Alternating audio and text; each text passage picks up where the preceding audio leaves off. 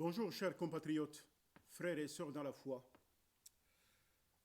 Ma communication actuelle fait suite à celle que je vous ai déjà faite il y a 2 ou 3 semaines au sujet de l'unité, qui est l'une des devises, unité, dignité, travail, qui avait inspiré le président fondateur Barthélemy Boganda. Si vous n'avez pas encore parcouru cette communication, vous pouvez le rechercher sur Facebook et vous le retrouverez. Aujourd'hui, je voudrais vous parler de la suivante, c'est-à-dire travail. Normalement, c'est unité, dignité, travail. Mais j'ai parlé de l'unité et je m'en vais vous parler du travail qui conduit à la dignité. Parce que sans le travail, l'être humain n'est pas digne. Et au sujet du travail, j'aimerais partager ce texte avec vous. Dans Proverbe chapitre 12, verset 27, il est dit « Le paresseux ne rôtit pas son gibier, mais le précieux trésor d'un homme, c'est son activité. » Comprenez que dans le terme paresseux, qui est un terme inspiré à l'origine par le hébreu, cela veut dire le laxisme, le relâchement, la tromperie, la trahison et la perfidie. Alors, pour comprendre le sens du mot travail, il faut remonter à Genèse. Dieu, dans le livre de Genèse, dit « Il bénit l'homme en lui disant « Soyez féconds, multipliez, remplissez la terre, assujettissez et dominez sur les poissons de la mer et soyez le gardien du jardin. » Car dans Genèse chapitre 2, verset 15, l'Éternel Dieu prit l'homme et le plaça dans le jardin d'Éden pour le cultiver et pour le garder. Le travail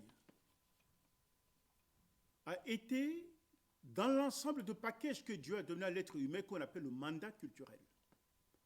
En plus du fait de se multiplier sur la terre, Dieu a donné à l'homme d'être le gardien du jardin d'Éden.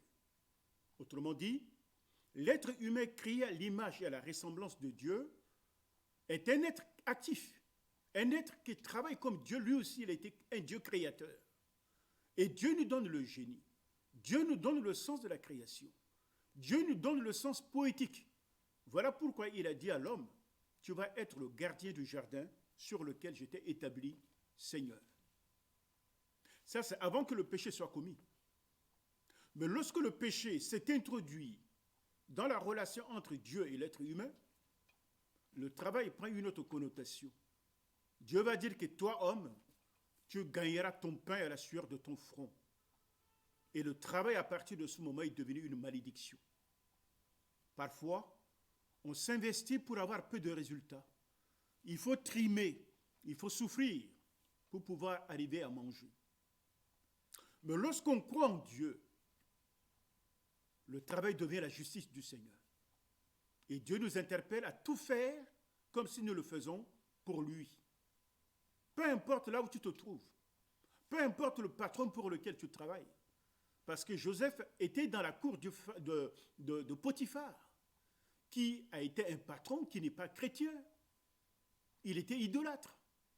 Mais cela n'a pas empêché, par obéissance à Dieu, à Joseph, de se soumettre à son patron et de travailler pour lui. Ça, c'est une façon d'évacuer les idées qui trônent toujours dans la tête de chrétiens lorsque leur patron ou leur patronne, au passage, n'est pas un chrétien. Ils se disent pourquoi servir un non-chrétien. Non, quand vous servez votre patron qui n'est pas chrétien, vous le faites comme si vous faites pour le Seigneur. Revenons maintenant au travail. Un mandat qui a été donné par Dieu. Pourquoi Dieu a permis à l'homme de travailler? Il veut que l'être humain soit autonome, que l'être humain vive de son travail. Car faire le travail dans la pensée du Seigneur, c'est accomplir sa justice. Dieu veut que l'homme puisse dominer, qu'il puisse maîtriser, qu'il puisse assujettir. Car après avoir créé toutes choses, l'être humain est la créature qui a sali la main de Dieu. Toute autre créature a été l'œuvre de la parole. La Bible a dit que Dieu parle et les choses apparaissaient. Mais l'être humain a été construit de la terre. Dieu est allé chercher la glèbe, il a façonné et il a soufflé dans l'être humain et l'être est devenu un être vivifiant.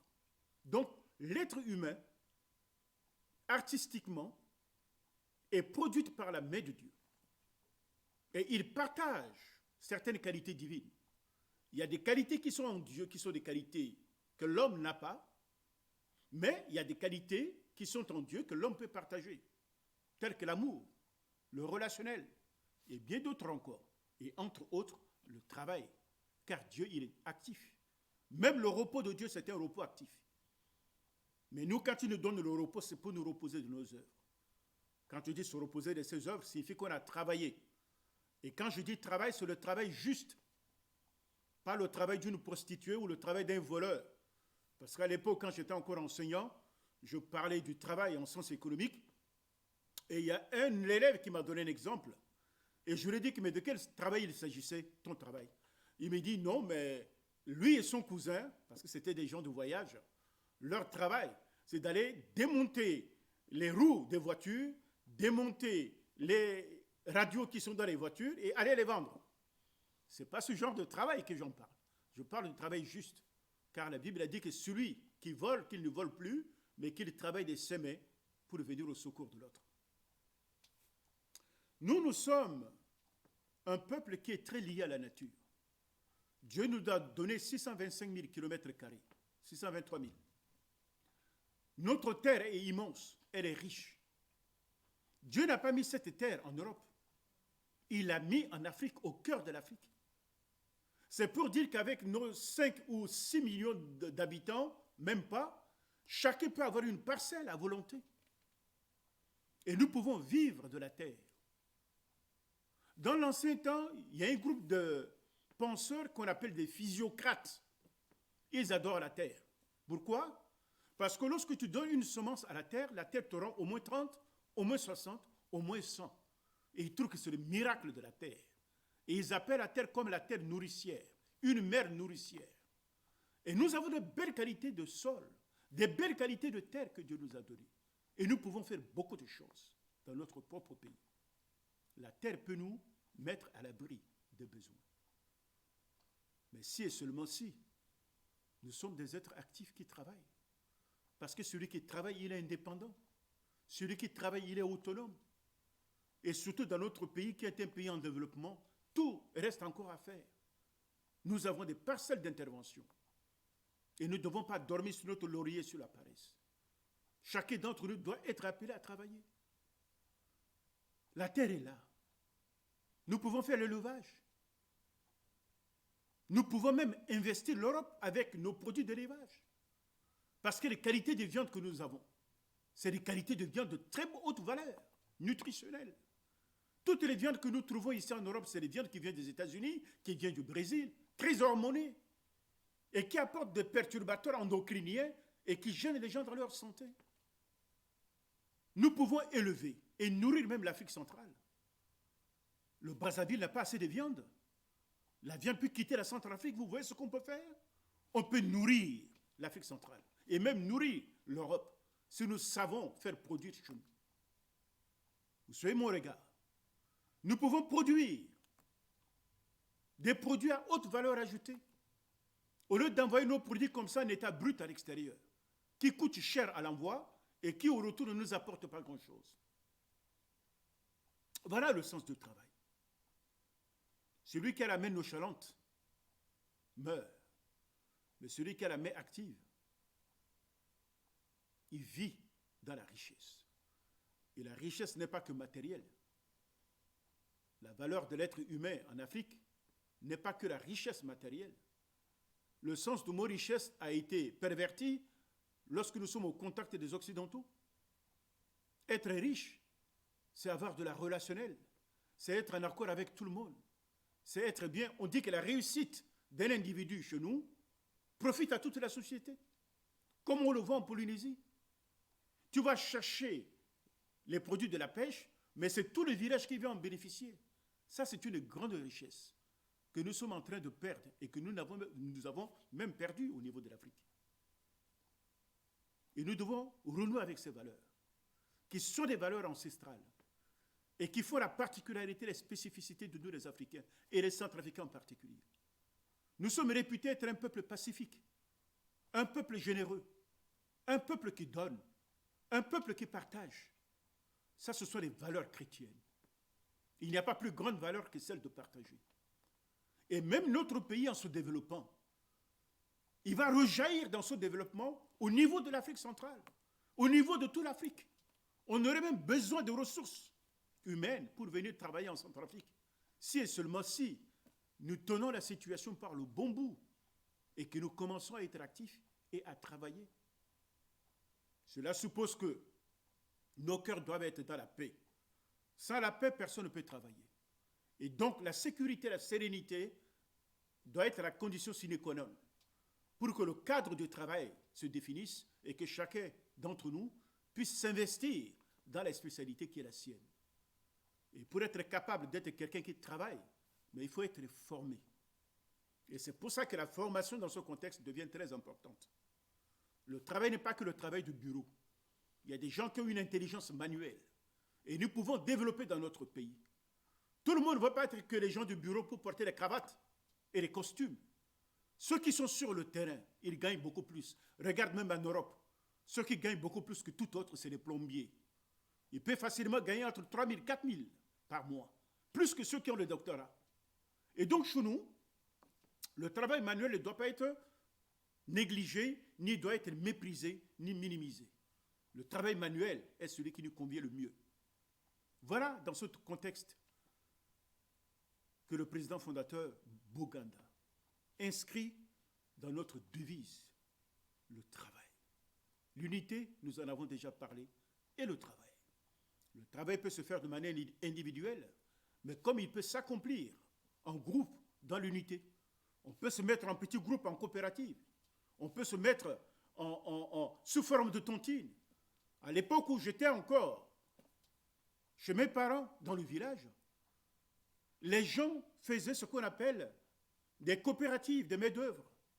Aujourd'hui, on va chez un tel, on cultive son champ. Le lendemain, on va chez un tel, on cultive son champ. Et quand on est nombreux à cultiver le champ d'un autre, on fait davantage de surface et beaucoup de production. Voilà, ce sont le type de valeurs à laquelle nous devons revenir pour permettre à notre pays de grandir. On dit souvent, en économie, c'est Jean Fourastier qui le dit, il n'y a pas de grande richesse que d'hommes. Mais les hommes, oui. Il faut que ce soit des hommes bien formés. Des hommes qui ont le sens de la valeur. Des hommes qui ont le sens du travail. Et que j'entends par homme, je n'attends pas que homme à terme masculin. L'économie africaine est beaucoup tenue par les femmes. Et ne méprisez pas nos femmes. Ce sont des actrices de développement. Elles doivent être intégrées dans tout le programme que nous établissons. Les femmes, la vie est entre leurs mains. Dieu leur a donné ce don particulier de produire la vie, de garder la vie. Et c'est par le travail des femmes qu'un pays se développe. Et nous ne devons pas mépriser nos mamans, parce que c'est par elles que l'économie s'assoit et que la prospérité vienne. Dans le livre de Proverbes, on parle d'une femme vertueuse, celle qui est capable de prendre des initiatives et qui s'investit pour honorer sa maison. Et honorer la maison qui est la nôtre, c'est notre pays. Ils peuvent vraiment faire bon y vivre en Centrafrique. Nous pouvons développer notre pays de telle manière que les gens viennent de l'extérieur se reposer. Nous avons des ressources minérales. Nous avons des ressources forestières.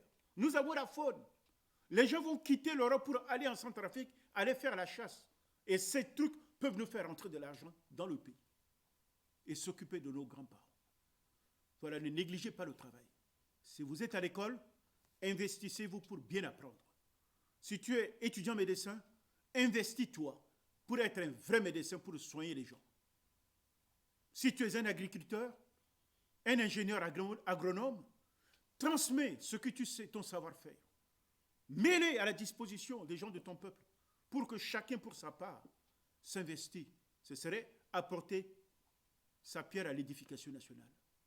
Et vous aurez accompli par là la justice de Dieu. Une main ouvrière est une main qui libère. Une main ouvrière est une main qui communique la richesse. Alors levons-nous et travaillons pour la gloire du Seigneur, pour le bonheur de nous-mêmes et des nôtres, et pour le bonheur de notre pays. Voilà, c'est ce petit texte que j'aimerais partager avec vous. Si un journaliste qui peut prendre le relais de cette communication pour le faire en sango, pour que la plupart de nos parents puissent écouter ce message, ce serait de gagner déjà, pour une large diffusion. Voilà, c'était votre frère Samuel Kabo. Soyez bénis.